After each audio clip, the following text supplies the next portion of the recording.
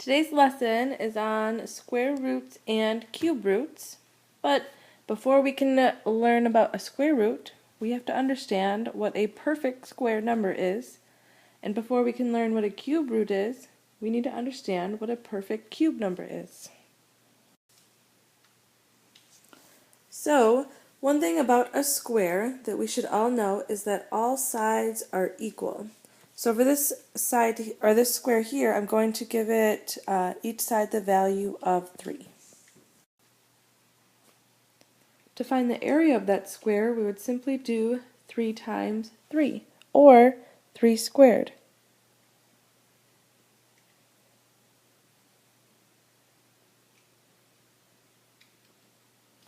So, 9 is a perfect square number because it is the result from taking another number and squaring it. So now let's look at a perfect cube. Instead of area, we're looking at volume. So let's say the length of the cube is 3 and all sides are the same. So the length, the width, and the height are all 3. To find the volume, you would do 3 times 3 times 3, which is the same as 3 to the third power, which is 27. So 27 is a perfect cube number because it's the result from taking another number and cubing it, or taking it to the third power. Alright, so let's learn the first 10 perfect square numbers. We have 1 squared is 1, 2 squared is 4, 3 squared 9, 4 squared 16, 5 squared 25, 6 squared 36, 7 squared 49, 8 squared 64, 9 squared 81, and 10 squared 100. So obviously these go on and on forever, but that's the first 10. Those numbers you need to have memorized. So your perfect square numbers are the results when you square another number.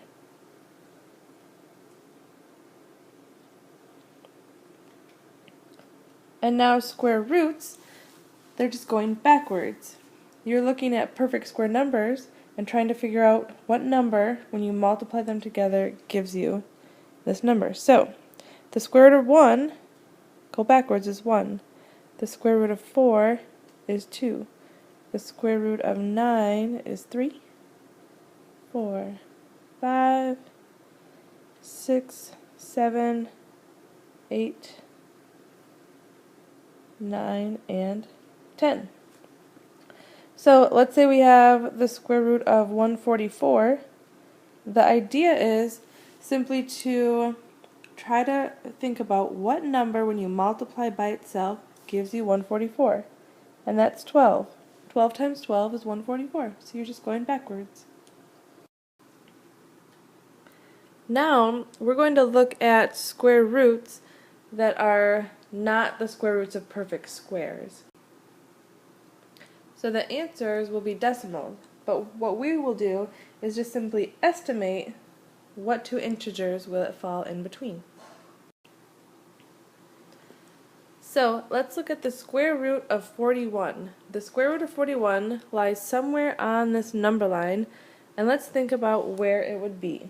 I want you to look at all of your perfect squares and figure out which 2 that 41 falls in between. I know that 36 is a perfect square, and 41 is just above 36. And 49 is just above 41, also a perfect square. So if the square root of 41 is in between the square root of 36 and the square root of 49, what it really means, let's see, the square root of 36 is 6, and the square root of 49 is 7, so the square root of 41 must be somewhere in between 6 and 7.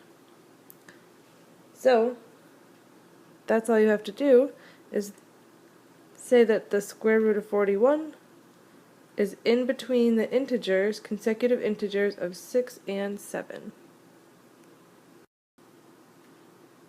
Okay, let's practice with another example. This time we have the square root of 11, and we want to estimate about what does that equal.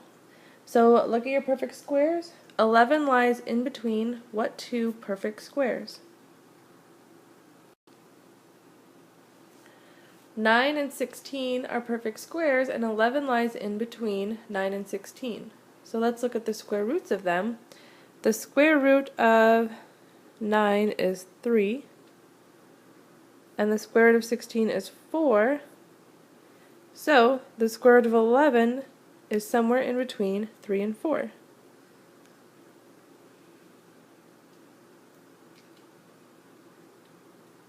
And the idea is that you're finding what two integers, consecutive integers, does the square root of 11 fall in between. Here's our last example with this type of question. Look at your perfect squares. 30 falls in between which two perfect squares?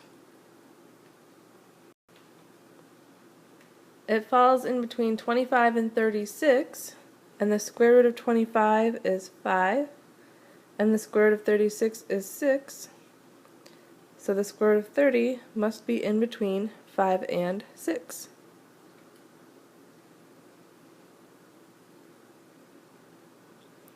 And now if you were to actually take the square root of 30, because it lies somewhere in between 5 and 6, that means its exact answer would be 5 point and then a decimal.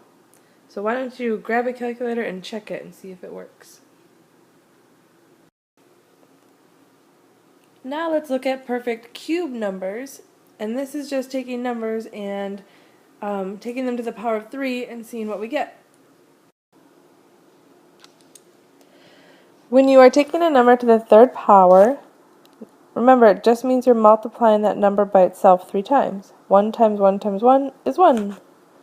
And 2 times 2 times 2 is 8.